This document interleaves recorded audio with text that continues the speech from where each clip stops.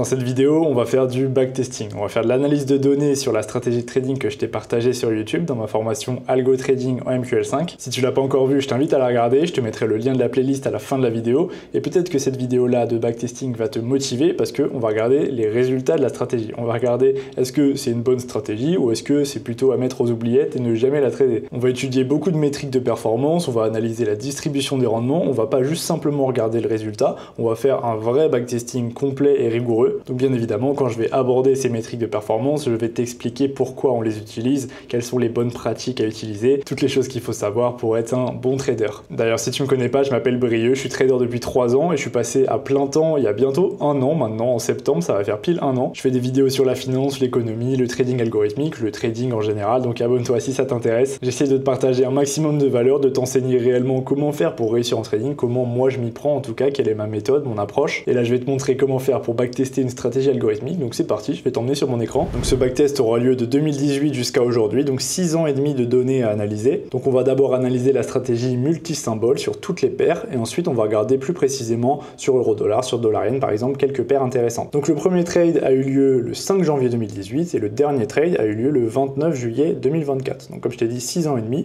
et le temps de tenue de position moyen a été de 11 jours, 2 heures, 19 minutes. Donc tu vois, c'est une stratégie swing trading, c'est pas du scalping, c'est pas du day trading, on a plus d'une semaine en moyenne de tenue de position. Et selon moi, entre 10 et 20 jours, c'est une très bonne fourchette. C'est pas trop court où tu as trop de fréquences de trading et du coup tu te fais atomiser par les commissions, etc. Et c'est pas non plus du trading de position ou de l'investissement carrément. C'est quand même relativement court terme. En dessous d'un mois, c'est du court terme en trading. Donc maintenant, on va regarder des métriques un petit peu plus croustillantes. On va regarder les métriques qui sont vraiment importantes quand on fait du backtesting. Donc premièrement, on va regarder le rendement, évidemment. On va regarder si c'est rentable ou pas. Donc là, évidemment, je t'aurais pas partagé une stratégie qui n'est pas rentable. Je m'appelle pas ICT, donc tu vois qu'on a eu un rendement de 60,33% en absolute return. Qu'est-ce que ça veut dire? C'est le rendement, le retour sur investissement net sur ton capital de départ. Si tu avais investi 100 000 € dans la stratégie, tu aurais gagné 60 000 €. C'est ça que ça veut dire le absolute return. Et les log return, les rendements logarithmiques, c'est simplement qu'on va appliquer le logarithme naturel sur chaque rendement unitaire, sur chaque trade. C'est généralement ce qu'on utilise en finance, on utilise les log return journaliers, on fait le prix de maintenant, le prix de l'actif, tu vois, c'est souvent sur les indices, etc.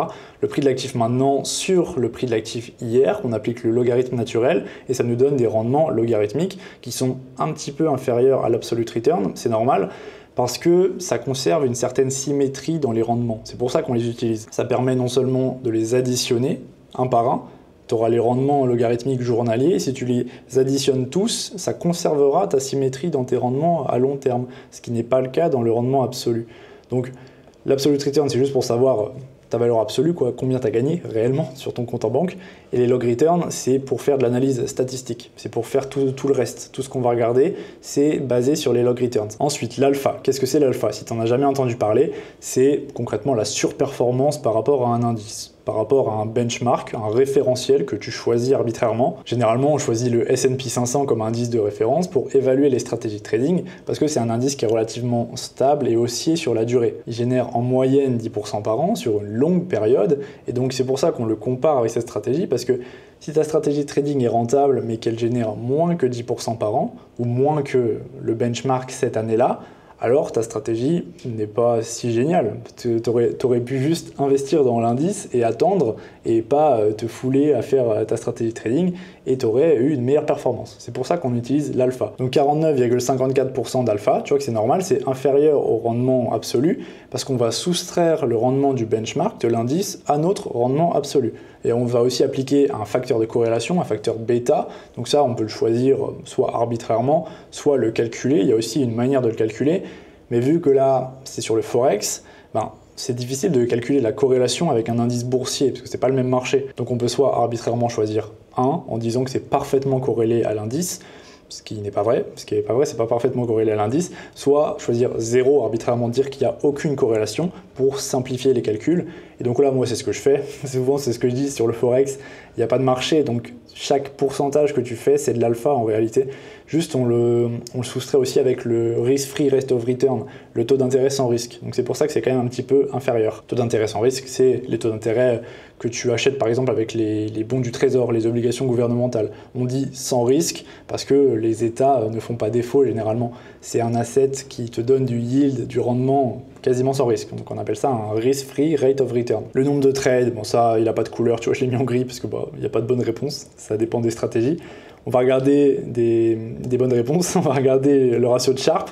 Là, il est en bleu celui-là, 1,56, c'est un bon ratio de Sharpe. Qu'est-ce que c'est le ratio de Sharpe? C'est le rapport entre ta prime de risque et ta volatilité, l'écart type de tes rendements.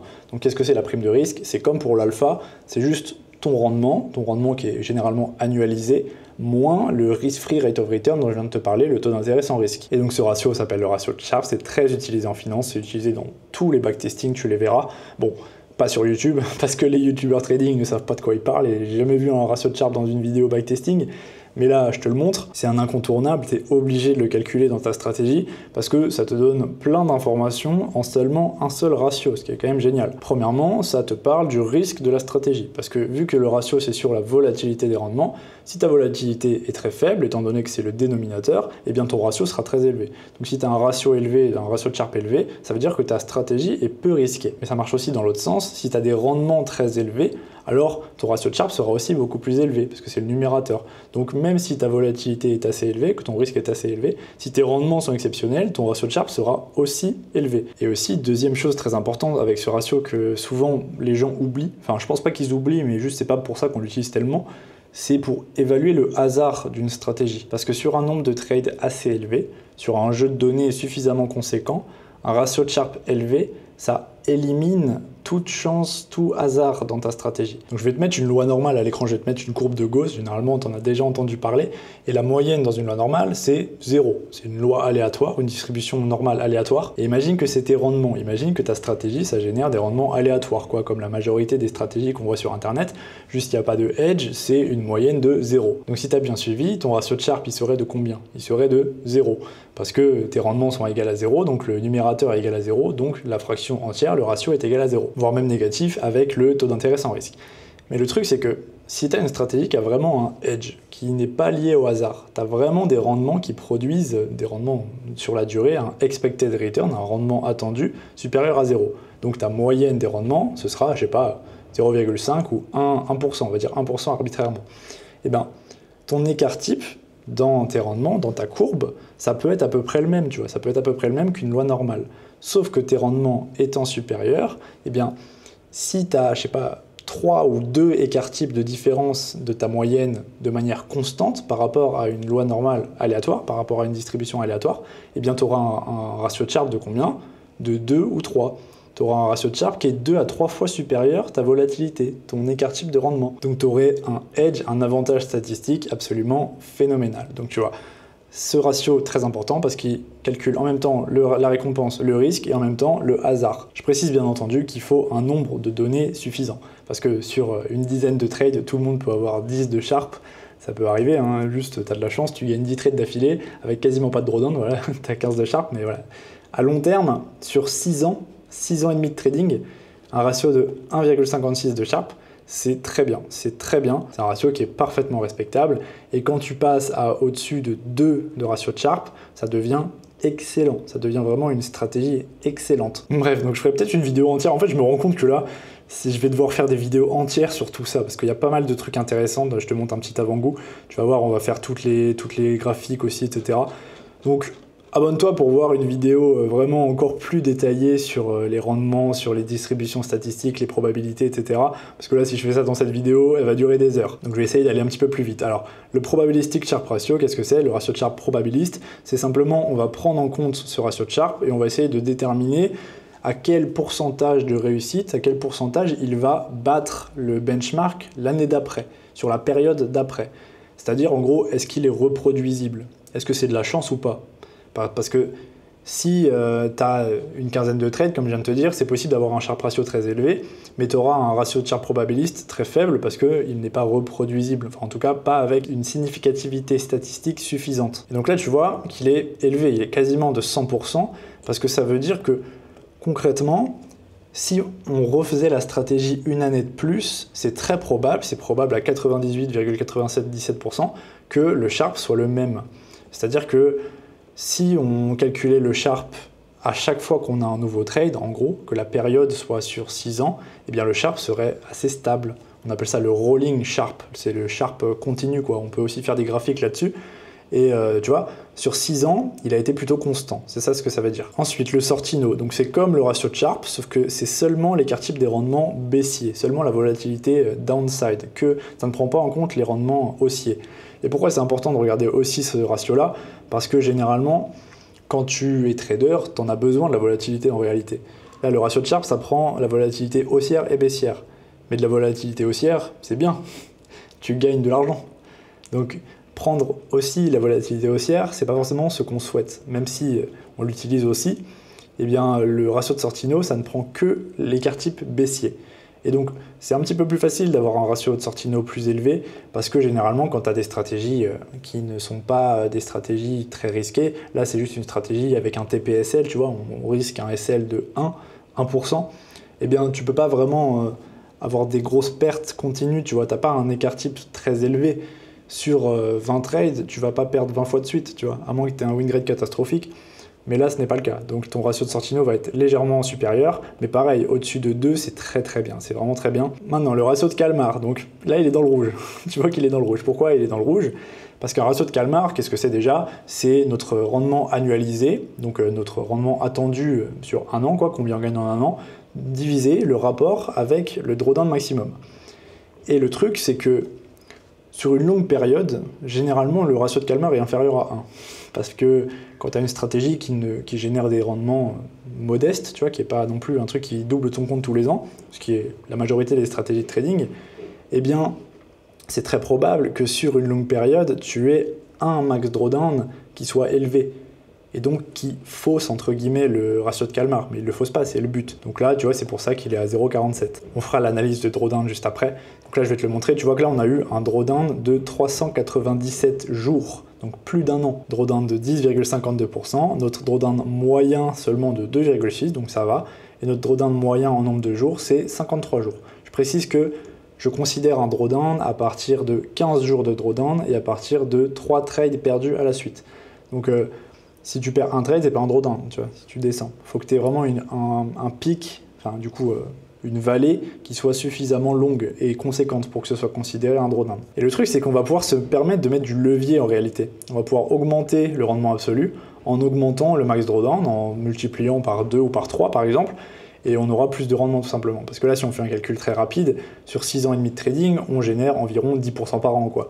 10% par an, c'est les rendements du benchmark, quoi. C'est les rendements d'un indice boursier. Donc c'est une bonne stratégie qui n'est pas très risquée, qui a un Sharpe très correct, qui est même très bon, mais en même temps, on ne fait pas des rendements énormes. Donc on pourrait se permettre de mettre du levier. Pourquoi pas tout simplement multiplier par 2. Si on risque 2% au lieu de 1% par trade, eh bien on va gagner 120%, donc 20% par an. Et là tout de suite c'est une meilleure stratégie. Mais d'où l'intérêt d'avoir des rendements ajustés au risque et pas simplement les rendements. Parce que le rendement du capital n'a rien à voir avec le rendement de ta stratégie. Donc maintenant on va regarder la distribution des rendements. Tu vois que notre volatilité, notre écart type est à 10,91%. Donc c'est une volatilité de base annuelle, je précise. Tu peux faire comme tu veux, il n'y a pas de bonne réponse là, c'est pas forcément faire annuellement, mais généralement c'est ce qu'on fait parce que c'est le plus facile à analyser, quoi. C'est combien tu as gagné en un an, donc du coup tu fais combien tu as perdu, combien tu as eu ton risque, ta volatilité sur un an. Ensuite le skew et le kurtosis, il faudrait que je fasse une vidéo en entier là-dessus. Le skew c'est l'asymétrie dans tes rendements. Donc par exemple je remets la courbe de la loi normale, elle a un skew de 0, un biais de 0, elle est parfaitement symétrique à gauche et à droite. Sauf qu'il y a certaines stratégies, par exemple des stratégies de breakout par exemple, qui ont un skew légèrement négatif parce que leur rendement, leur queue, leur extrémité de probabilité est bien plus importante à droite qu'à gauche dans les rendements supérieurs. Parce que tu sais, quand tu as un trailing stop, bah, des fois ça peut ne pas s'arrêter, ça peut aller vraiment chercher beaucoup de profit. Sauf que c'est un outlier, c'est une valeur extrême. Donc concrètement, ça veut dire que tu auras plus de petites pertes et des gros gains pour compenser. Et inversement, dans des stratégies négatives skew, avec un biais négatif, tu auras davantage de petits gains et des grosses pertes. comme par exemple dans une martingale. Une martingale qui est une stratégie avec un skew absolument horrible. Donc là tu vois que c'est quasiment 0, donc là il y a un moins oui, mais c'est pas un skew négatif, ça c'est quasiment symétrique. On dit au-dessus de 0,5 ça commence à être un peu biaisé, et au-dessus de 1 ça commence à vraiment être biaisé. En dessous c'est négligeable, surtout sur seulement 648 trades. En réalité c'est pas non plus un dataset énorme, parce que je précise, le skew et le kurtosis ça ne change pas avec le levier en gros. Parce que une distribution, peu importe ton levier, ça joue pas tellement. Sauf si tu as des valeurs extrêmes et un dataset petit.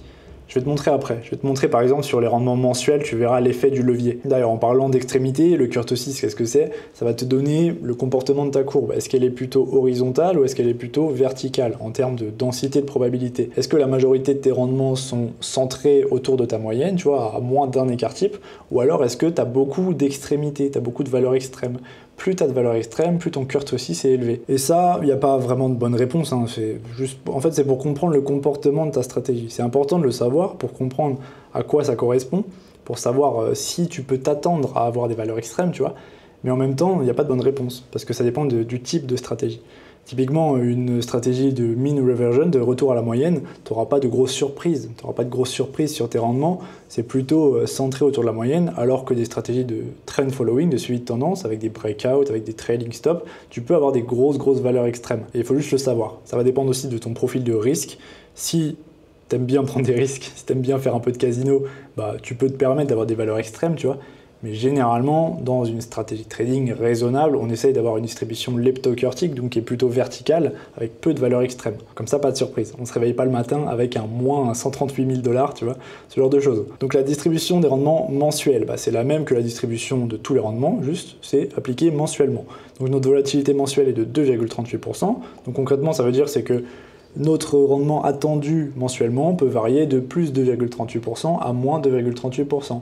Et dans la densité de probabilité, si tu as un rendement mensuel de, 7%, eh bien, sa densité sera très faible. C'est peu probable que tu aies un rendement comme ça. Ça ne veut pas dire que ça n'arrivera pas, c'est juste que c'est peu probable. Il y en aura moins. Tiens, d'ailleurs, je vais te le montrer parce que je l'ai la distribution, tu vois, elle est là.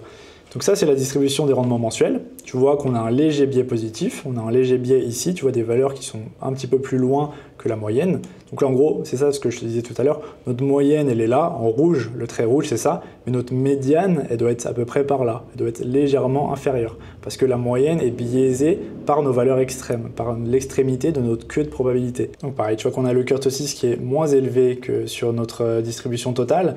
Sauf que si on met du levier, là ça va beaucoup plus bouger parce qu'en gros, le poids des outliers, des données extrêmes aura plus d'importance, il y aura plus de poids quand tu as peu de données. Alors que généralement, ça ne devrait pas changer, ta distribution devrait rester la même. Bon, on verra tout à l'heure.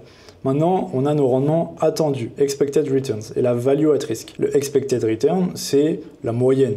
Techniquement, c'est la moyenne, c'est l'espérance de gain.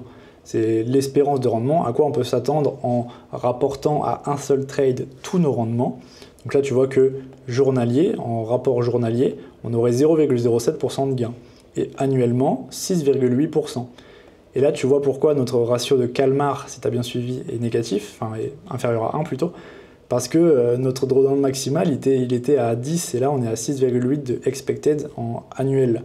Donc voilà, c'est pour ça.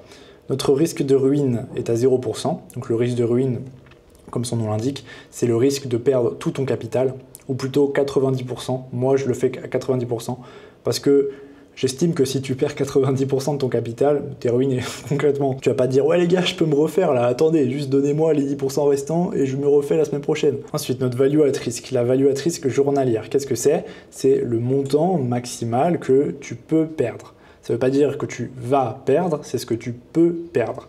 Donc là, si tu as un peu de l'instinct, tu vois, dans les stats, pourquoi on a moins 1% de daily value at risk? Parce qu'on risque 1% par trade. Donc c'est à peu près ce qu'on peut perdre en un jour, tu vois. Si on n'a pas beaucoup de fréquence de trading, là, à 648 trades en 6 ans, donc ça fait 100, ça fait à peu près 2 trades par semaine, donc 8 trades par mois, eh bien on ne va pas perdre plusieurs fois par jour, tu vois. On pourrait techniquement, mais une value at risk, c'est juste une probabilité. En gros, pareil, je vais essayer de te mettre pas mal d'illustrations. Tu regardes ta value at risk, tu regardes ta densité de probabilité, et bien c'est simplement les rendements extrêmes aussi. Tu vas regarder une petite partie et tu vas te dire « Ah, j'ai tant de pourcents de chance de perdre ça à partir d'un certain écart type, tu vois, à partir d'un certain seuil que tu choisis. » Et donc c'est un peu la loi de Murphy, tu vois, c'est ce que tu peux perdre, tu vas perdre 1% en journalier, quoi. Donc ça te permet aussi d'établir ton profil de risque de ta stratégie, combien tu peux perdre en combien de temps. C'est parce que tu n'es pas obligé de faire en daily aussi, tu peux faire en weekly, en annuel, etc. Et pour une martingale, à votre avis, elle est combien la value at risk? 100%, bonne réponse. Donc maintenant, les streaks, qu'est-ce que c'est? C'est tout simplement les séries de victoires et séries de défaites. Donc c'est un peu pareil que pour la value at risk, tu peux estimer visuellement si tu as une série de défaites maximum sur 6 ans et demi de 7 trades à la suite, eh bien ça te dit à peu près combien tu peux risquer par trade, tu vois. Si tu risques 1%, ça te fait 7% de drawdown si jamais tu perds 7 fois d'affilée. Donc c'est correct, tu vois, c'est correct. Par contre, si tu risques tu risques 15%, ça fait 105% total, du coup tu perds ton compte. Du coup, tu ne peux pas risquer 15% par trade. Tu vois, c'est ça le raisonnement. Et pareil, encore une fois, ce n'est que du backtesting, ça ne va pas dire que tu auras 7 la prochaine fois. Tu peux très bien avoir sur 6 ans 7 maximum losing streak, et en fait, la semaine prochaine, tu te prends 10 de losing streak, tu vois. Ça peut arriver. Ce n'est qu'une indication, c'est que de l'analyse de données pour prendre les décisions les plus informées. Maintenant, on va encore analyser la distribution des rendements. De toute façon, c'est quasiment que ça. C'est quasiment que de l'analyse de distribution des rendements. Donc le tail ratio, qu'est-ce que c'est? C'est le rapport entre les extrémités positives et les extrémités négatives. Est-ce que tu as davantage de valeurs extrêmes où tu gagnes de l'argent, ou est-ce que tu as davantage de valeurs extrêmes où tu perds de l'argent? Donc supérieur à 1, c'est que tu gagnes de l'argent. Le outlier win ratio, c'est pareil, sauf que ce sont seulement les valeurs gagnantes, les rendements positifs. Est-ce que tes rendements extrêmes sont plus élevés que tes rendements communs, tes rendements proches de la moyenne, ou alors est-ce que tes rendements extrêmes sont moins élevés que ta moyenne? C'est ça le ratio.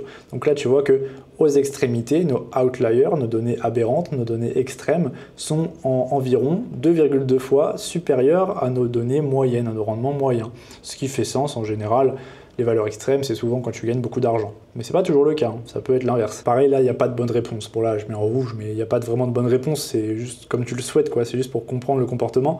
Outlier loss ratio, c'est pareil, c'est l'inverse. Donc là, tu vois que nos pertes extrêmes sont 1,27 fois supérieures à nos pertes normales, à nos pertes communes. Et à ton avis, pourquoi? Petit quiz. Pourquoi nos pertes extrêmes sont supérieures? Parce que si tu fais du trading, tu sais ce que c'est le slippage. Le slippage, c'est quand il y a des news économiques ou des gros mouvements de prix et que ton stop loss n'est pas respecté et tu perds davantage que tu souhaitais. Parce que là, vu qu'on peut avoir un outlier win ratio qui est changeant, qui est élevé, bien sûr, parce qu'il n'y a pas de take profit fixe, il peut changer. Sauf que notre stop loss, il est fixe par contre. Notre stop loss, c'est 1% du capital. Donc on est censé avoir un outlier loss ratio de 1. On ne devrait pas avoir des valeurs extrêmes négatives. Sauf qu'il y en a, parce qu'on se fait slipper des fois. On perd davantage, ou alors on prend des spreads, ou alors on prend n'importe quoi, tu vois. Je parle beaucoup pour pas grand-chose, c'est juste pour dire, si tu ouvres un trade avant une news, et que tu risques 1000 €, bah si tu te fais slipper, tu vas perdre 1227, tu vois, c'est un truc comme ça. Bref, maintenant, les meilleures périodes. Donc les meilleures périodes, bah, c'est tout simplement, tu vois, meilleur trade 1,47%, meilleur mois 8%, pas mal, et meilleure année 16%. Évidemment, quand on mettra du levier, bah, ça changera. Si on met un levier x2, ça fera 32% dans l'année, tout simplement. Et là, pire trade, alors là, intéressant. Pire trade, tu vois, c'est moins 1,02%. D'ailleurs, je précise, je le fais en live. Hein. Là, je ne l'avais pas regardé avant. Donc c'est pour ça, si des fois je ne me souvenais plus, parce que cette stratégie, pour préciser, je l'ai fait en 2022. Je l'ai fait en 2022, donc ça commence un peu à dater. Il y a des trucs que je ne me souvenais pas forcément. Et là, pourquoi, à ton avis? Petit quiz de réflexion encore, je te fais réfléchir. Pourquoi notre worst trade, notre pire trade est à 1,02%, alors que je viens de te dire qu'on pouvait se faire slipper et avoir, tu vois, 1,27%? On devrait avoir un pire trade à 1,27, normalement. Alors pourquoi? Parce que c'est l'inverse aussi, vu que c'est un ratio, c'est possible que nos pertes communes soient en fait inférieures à 1%. Et oui, même si on risque 1% par trade, si on a des commissions positives, des swaps, des frais de trading positifs, ce qui est le cas dans cette stratégie, on a des swaps positifs, et bien en fait notre perte moyenne sera inférieure à 1. Du coup, notre loss ratio, quand on va perdre supérieur à 1, eh bien, c'est ça, nos valeurs extrêmes, elles seront supérieures à nos pertes moyennes, vu qu'on a les frais positifs. D'ailleurs, on va aller voir après, on va faire de l'analyse des frais. Donc là, pire mois, 4,7%, pire année, en bleu quand même, 1,03%. Même la pire année, on gagne des sous. donc ça c'est très bien. Les gains moyens et pertes moyennes, donc ça en gros, quand on a un mois gagnant, on fait la moyenne de ces mois supérieurs ou égal à 0.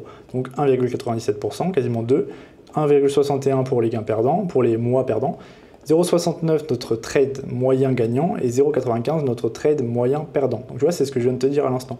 C'est inférieur à 1%. Alors que pourtant, on risque vraiment 1%. Hein. Si on prend la perte totale, si on prend le stop loss, on est censé perdre 1%. C'est juste que le temps qu'on y arrive, les 11 jours, c'est les 11 jours de tenue de position, ça génère assez d'intérêt pour offset, pour compenser 0,05% du trade, de la perte du trade. Et ça, c'est très bien, ça c'est très bien. Ça, c'est ce qui me rend rentable hein, en réalité. Si je dois être parfaitement honnête, dans mes analyses de rendement, la plupart du temps, je suis très proche de 50% de réussite hein, quand il pense. Comme tout le monde, hein, comme tout le monde. C'est pas que je suis nul, c'est que tout le monde c'est pareil. On n'est pas des devins, on ne peut pas deviner le prix futur d'un actif à plus de 50%, tu vois, 51% à la limite. Mais en fait, ce qui me rend rentable, c'est d'être dans le bon sens de la tendance et du coup d'avoir des swaps. Je suis dans le bon sens du carry trading et ça me donne beaucoup de swaps. D'ailleurs, je vais te les montrer après. Tu vas voir que c'est vraiment une grosse partie de la stratégie, les swaps. Je ferai une vidéo entière pour expliquer en détail ça. Ça me donne envie de faire plein de vidéos de faire ça. Donc abonne-toi, vraiment abonne-toi pour toute la valeur que je te donne, tu verras, c'est vraiment sympa. Maintenant, nos win rates, donc que du bleu, on est tout au-dessus de 50%. Nos jours gagnants sont à 63%, nos mois gagnants 62%, nos trimestres gagnants 70% et nos années 100%, pas une seule perdante. Et le win rate par trade, 63,58%. Et maintenant, on arrive au coût de transaction et on a des coûts de transaction en bleu. Comment c'est possible? Des coûts de transaction positifs. Et oui, puisque les swaps, les intérêts, comme j'en ai beaucoup parlé dans d'autres vidéos, ça peut être positif. Tu peux être payé pour tenir une position chaque soir. Et tu vois, calcul rapide, 27% sur 60% de rendement total, c'est quasiment la moitié. Quasiment la moitié sur 6 ans et demi de trading, la moitié du rendement, c'est des taux d'intérêt, enfin c'est les intérêts que tu reçois chaque soir. Donc c'est beaucoup, c'est vraiment beaucoup et c'est surtout pas négligeable parce que si c'était dans l'autre sens, imagine, tu n'étais pas dans le sens du swap. Tu prendrais déjà moins 30% de gain, donc tu aurais seulement 30% de rendement absolu. Et après, si tu étais dans l'autre sens, tu aurais encore moins 30% en swap négatif. Donc là, tu arriverais carrément à 0% de rendement en réalité. Une stratégie qui génère 60% passe à 0 si tu n'es pas dans le bon sens des swaps. Donc c'est pour ça que c'est absolument pas négligeable et c'est absolument nécessaire de prendre en compte les frais de transaction dans les stratégies de trading, ce que tout le monde oublie. Tous les youtubeurs sur YouTube, ils font du backtesting à l'arrache sur TradingView et ils oublient que les commissions ça coûte cher. Parce que les signaux de trading, il y en a plein, mais des signaux de trading qui battent les commissions et qui ensuite génèrent de l'alpha, il y en a beaucoup moins. Donc là tu vois que les commissions, on perd 3% aussi, ce qui est raisonnable, hein, c'est pas beaucoup. Pourquoi c'est raisonnable? Parce que, encore une fois, c'est la fréquence de trading qui n'est pas énorme. Quand tu as une fréquence qui n'est pas énorme et quand tu as des stop-loss larges aussi, c'est surtout ça, quand tu as des stop-loss très larges, comme moi je fais, avec 80, 100, 120 pips de stop-loss, eh bien tu ne payes pas beaucoup parce que tes lots ne sont pas très élevés. Ce qui fait qu'à long terme, c'est raisonnable et c'est tenable. Et encore une fois, au prix de me répéter, le scalping, c'est tout l'inverse. Le scalping, tu aurais des commissions mais aberrantes, ce serait n'importe quoi, ce serait supérieur au rendement. La plupart du temps, en fait, les stratégies ne sont pas rentables, non pas parce qu'elles n'ont pas un hedge, mais parce qu'elles coûtent trop cher en commission. Les stratégies de scalping, en tout cas. Donc, un conseil que je peux te donner, si jamais tu as envie d'être trader, c'est de plutôt faire du swing. Enfin, moi, c'est ce que je fais et ce qui me rend rentable.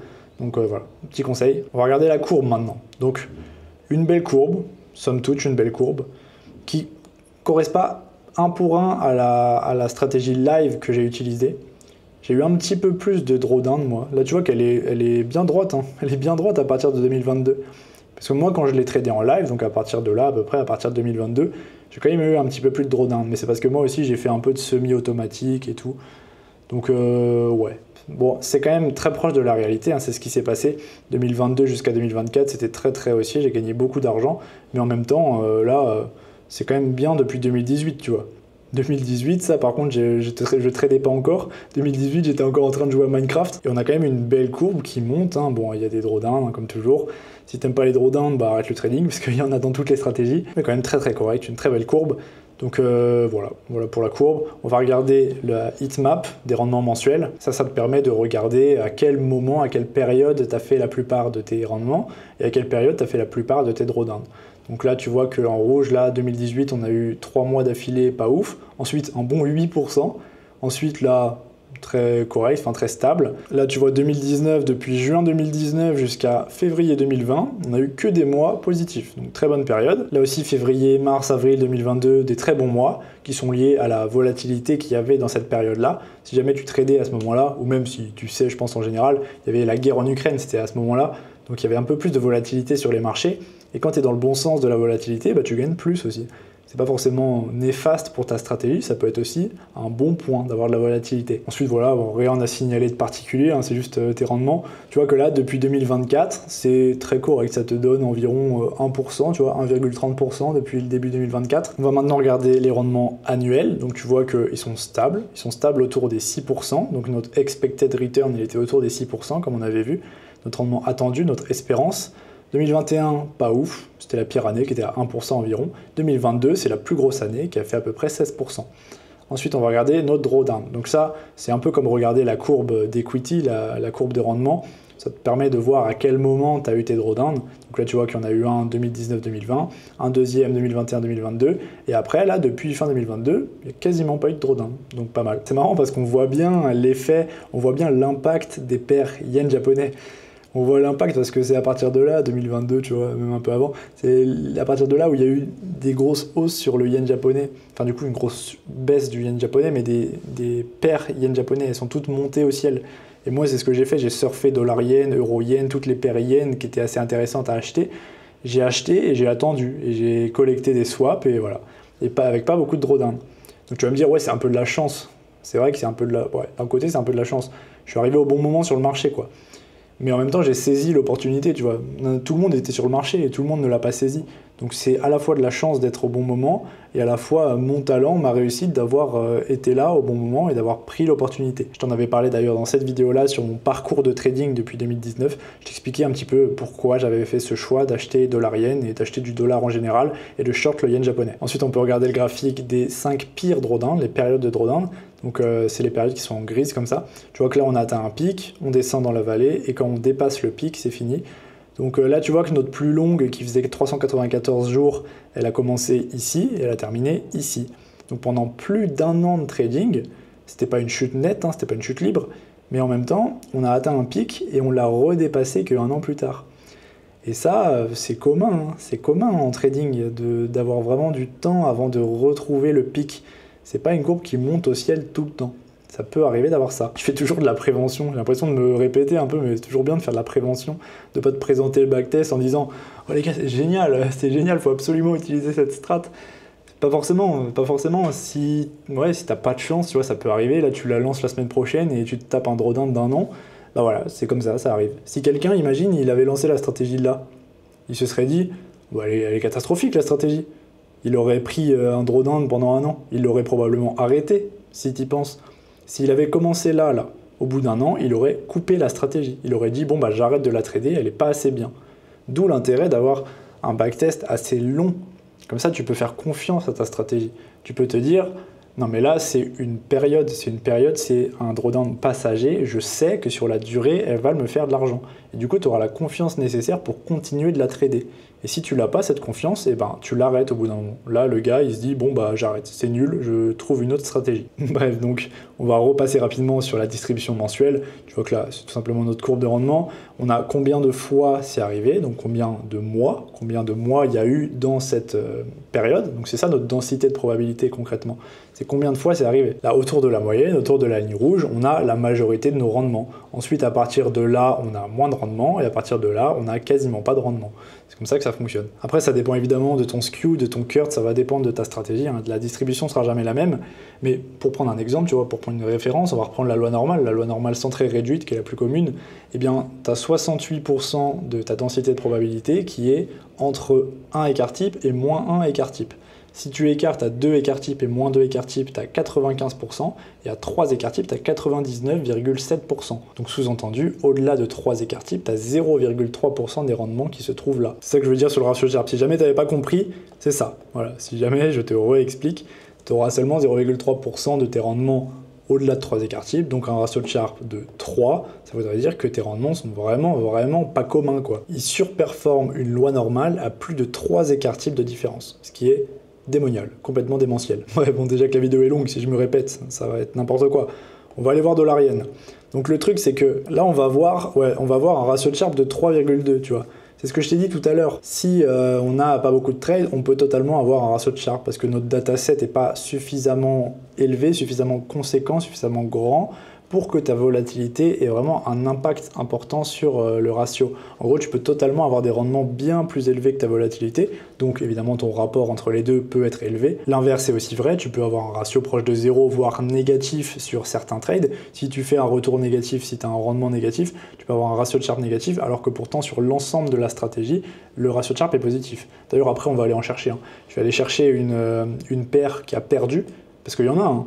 Il y a certaines paires qui ont perdu, c'est certain. Je n'ai pas regardé tout en détail, mais il y en a qui ont perdu, c'est absolument certain. On va les voir après. Mais t'imagines, sur 6 ans et demi, il y a des paires qui ont perdu de l'argent sur 6 ans et demi.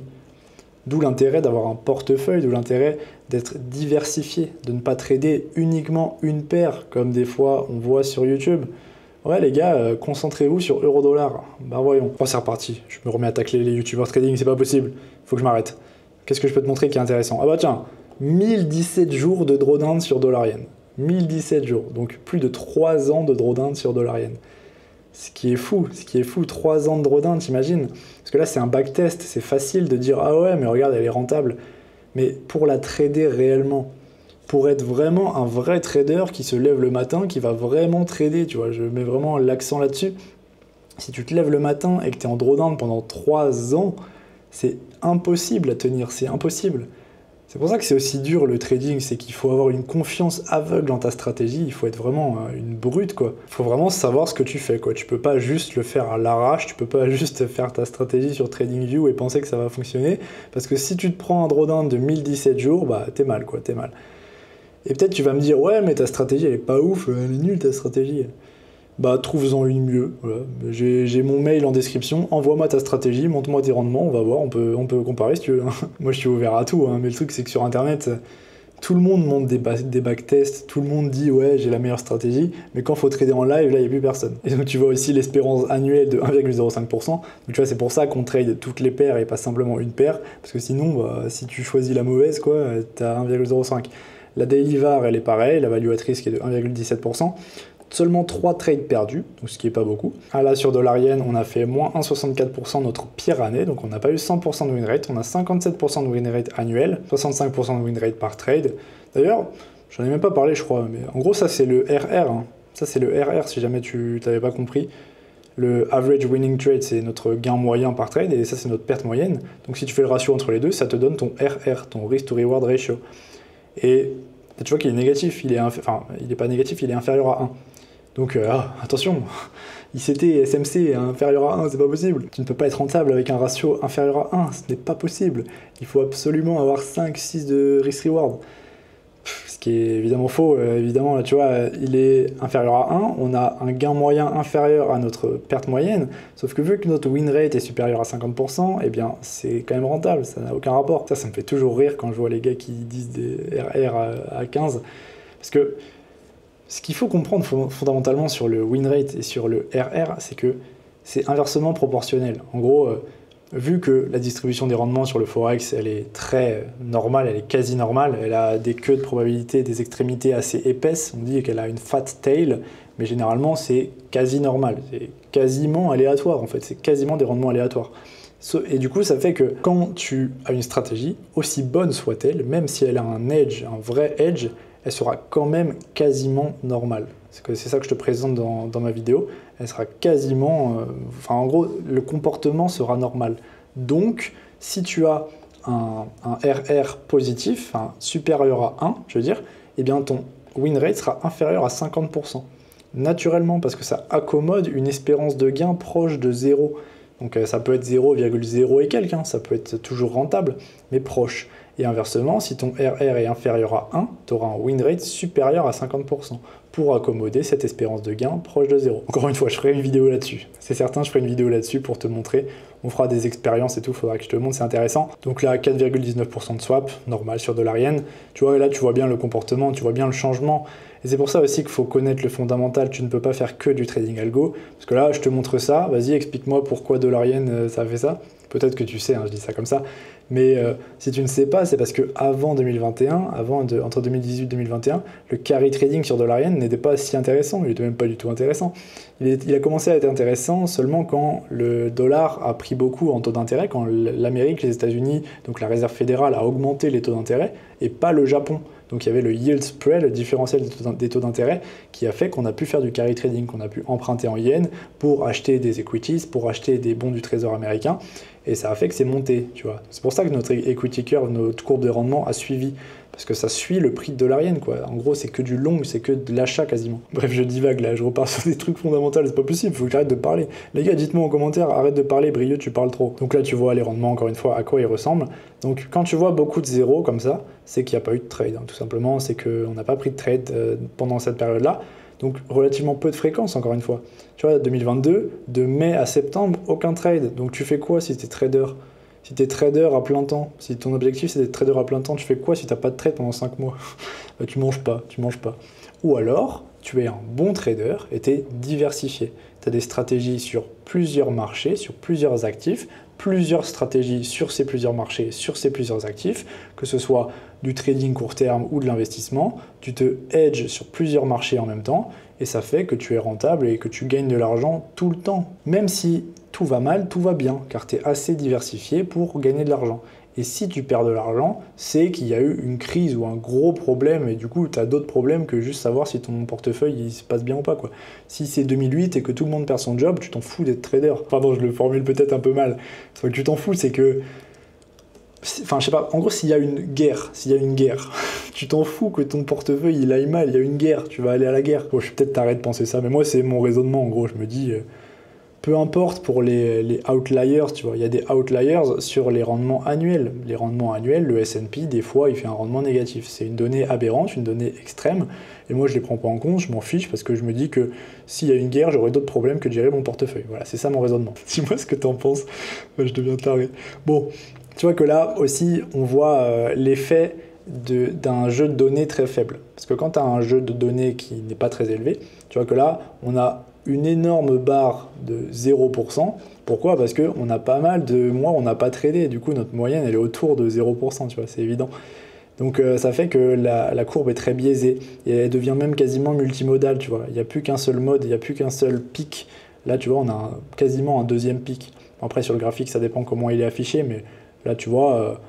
ça sert à rien d'étudier ta courbe de rendement comme ça, elle est trop biaisée pour en tirer quelque chose. Bref, maintenant, pour terminer la vidéo, je vais essayer de t'en trouver un qui a perdu de l'argent, on va regarder. Je pense EuroGBP a peut-être perdu de l'argent. Je me souviens que, vu que ça range beaucoup EuroGBP, les stratégies de suivi de tendance ne fonctionnent pas, évidemment. Donc on va voir. Ah non, on a eu 0,75% d'absolute return. Donc pas mal. Et là, tu vois, nos log returns sont supérieurs à notre absolute return. Pourquoi? Petit quiz, à ton avis, pourquoi? Eh bien, c'est à cause du faible nombre de trades, parce que sur la période, là, on prend juste la moyenne géométrique classique, quoi, on prend notre rendement absolu, sauf que là, on prend la moyenne arithmétique de tous les rendements logarithmiques. Donc sur un petit nombre de trades, c'est possible qu'elle soit supérieure en réalité. C'est pas tout le temps que c'est inférieur, c'est juste que généralement c'est inférieur. Mais là, tu vois, on a un cas où c'est pas le cas. Moins 7% d'alpha, tu vois que là, on a sous-performé le benchmark, on a sous-performé l'indice de référence. Donc l'indice de référence qui, dans ce cas-là, n'est pas le S&P, mais le risk-free rate of return, donc qui est à 1,5% que j'ai choisi. Notre ratio de Sharpe inférieur à 1, 0,87, pas ouf. Quoique, ça va, mais quand même pas ouf. Là, encore plus, on a 4 rangs de drawdown, longest drawdown 1416. Et donc là, tu vois qu'en réalité, notre rendement total, enfin, l'essentiel des rendements de la stratégie sont faits que sur certaines paires en réalité. Elles sont faites que sur certaines paires, comme par exemple dollar-yen, comme par exemple euro-yen, parce qu'elles ont beaucoup de swaps, tu vois. Donc c'est une bonne stratégie, mais qui n'est pas non plus excellente. Elle n'a pas un pouvoir prédictif absolument phénoménal. Et c'est normal, parce qu'elle est relativement simple dans l'idée. Même si C'est pas juste un croisement de moyenne mobile bête, tu vois. Tu as un vrai raisonnement derrière, mais c'est pas non plus ouf. Concrètement, si je dois être parfaitement honnête, c'est pas une excellente stratégie. Elle dépend beaucoup des conditions du marché. Tu vois que quand tu n'as pas une tendance fondamentale très claire où tu peux capitaliser sur les swaps, eh bien en réalité, elle a beaucoup de drawdown, elle ne gagne pas non plus énormément. Tu vois, elle fait 6% par an sans levier. Donc c'est pas ouf quoi. Alors, je cherche une paire qui perd et ensuite on va regarder avec du levier. Avec 38 trades en 6 ans, eh bien elle a fait moins 2,65%. Mais donc tu vois, par honnêteté, j'ai pas enlevé les symboles qui perdaient, tu vois, je les ai tous pris. J'ai pris tous les symboles, comme ça, ça te montre une vue globale de la stratégie. Et oui, il y a aussi des pertes, même dans une stratégie qui fonctionne, on peut perdre. Donc on va regarder très rapidement. Tu vois que là, on a toujours le même win rate à peu près, enfin le même RR, à peu près 0,70 et 0,94, sauf que notre win rate est inférieur. Donc c'est ça qui fait que là, c'est moins bien. Ça a oscillé autour de 0 et c'est descendu. Pas vraiment de pouvoir prédictif énorme, pareil sur les rendements annuels. Donc voilà, maintenant on va retourner sur tous les symboles et je vais choisir un levier supérieur. Parce que je vais te montrer que ça affecte les rendements, mais ça n'affecte pas le risque, parce que c'est le même en fait, enfin, à part en valeur absolue, à part en valeur que tu peux perdre en nombre d'argent, mais ça va pas changer, tu vois, le ratio de Sharpe, il va pas changer par exemple. Ça va rester 1,56, ça va rester 2,24. Ou alors, ça va légèrement changer parce qu'on n'applique pas le levier sur le risk-free rate of return, sur notre taux d'intérêt sans risque, on n'applique pas le levier. Donc ça va peut-être faire genre 1,60, tu vois. Bon, on va tester, on va voir. Donc j'ai appliqué un levier de 3, donc maintenant on risque 3% par position.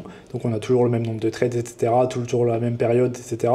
On a juste 181% de rendement maintenant, 162% d'alpha. Le Sharpe est le même, c'est 1,56. Le Sortino a légèrement augmenté, 2,26 maintenant. Le biais et le curve, c'est toujours quasiment pareil. La volatilité, par contre, est passée à 26,12%, donc un petit peu élevé. C'est pas non plus aberrant. Là, tu vois, j'ai mis en rouge, mais après, c'est pareil. Hein, ça dépend de ton risque, de ton aversion au risque, de est-ce que tu as plutôt envie de mettre du risque. C'est comme tu veux. Mais bon, pour moi, c'est un petit peu beaucoup. Pareil pour la volatilité mensuelle, tu vois qu'on passe à 5,78%. Donc ça veut dire que, en gros, c'est ton écart type. Hein. Toujours, je rappelle, c'est l'écart type. Donc ça peut aller de soit plus 6% à moins 6% dans la plupart de densités de probabilité. C'est quand même beaucoup. Tu peux pas trop savoir à quoi t'attendre. Le monthly skew, tu vois que là, ce skew et ce curt n'a pas changé, mais par contre, ce skew et ce curt a changé. C'est normal parce que le jeu de données est moins conséquent. Du coup, les valeurs extrêmes ont plus de poids. Normalement, c'est pas censé changer. Normalement, quand tu as assez de données, ça reste quasiment pareil.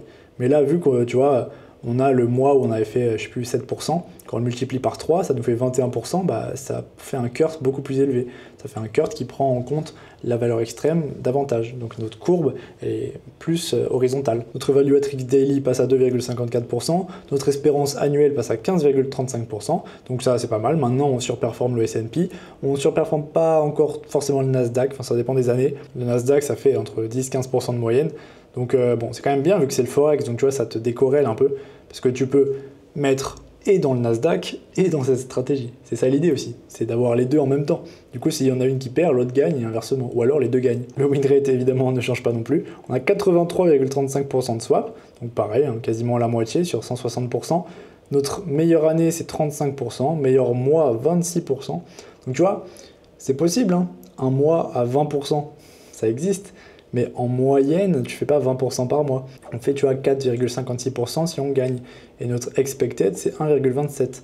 Donc, même sur une stratégie avec beaucoup de rendement, même sur une stratégie avec 160% en 6 ans, eh bien, tu gagnes que 1 et quelques % par mois. La courbe est évidemment la même, il y a juste le 175% qui change. Et là, tu vois, là, c'est ça, 26%, 63%. 2018, cette outlier-là, cette donnée aberrante, cette donnée extrême, prend plus de poids dans la distribution parce qu'on n'a pas beaucoup de données.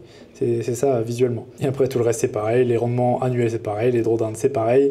Les périodes de drawdown, c'est les mêmes. Ça aussi, c'est les mêmes. Et ça aussi, c'est pareil. Juste le chiffre qui change. Donc voilà, c'est la fin de la vidéo. Je t'ai montré un petit peu tout ce que je voulais te montrer. Bon, évidemment, je suis passé un petit peu rapidement sur certaines métriques parce que sinon, ça prendrait des heures.